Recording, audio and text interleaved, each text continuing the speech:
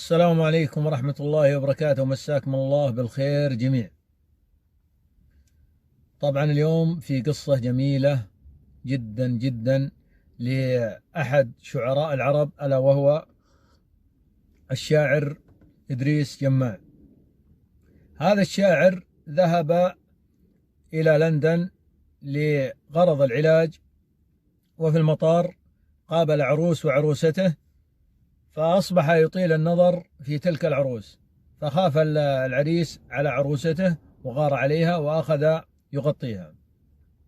فأنشد هذا الشاعر وقال: على الجمال تغار منا، ماذا علينا إذا نظرنا، هي نظرة تنسى الوقار وتسعد القلب المعنى وتسعد الروح المعنى، دنياي أنت وفرحتي ومن الفؤاد إذا تمنى، أنت السماء بدت لنا واستعصمت بالبعد عنا.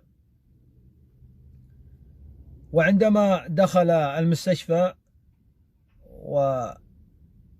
وكانت إحدى الممرضات مسؤولة عن حالة ذلك الشاعر، كانت عندما تدخل عليه كان يطيل النظر في عيناها، فخافت تلك الممرضة وأبلغت المدير فأمرها أن تلبس نظارة سوداء. وعندما رآها هذا الشاعر إدريس جماع أنشد يقول: السيف في الغمد لا تخشى مضاربه، وسيف عيناك في الحالتين بتار. وعندما ترجمت هذه الأبيات لتلك الممرضة بكت. فهذا الشاعر أصبح الكثير لا يعرف هذه الأبيات التي قالها في تلك الممرضة، تعتبر من أبلغ أبيات الغزل في ذلك العصر وفي عصرنا هذا.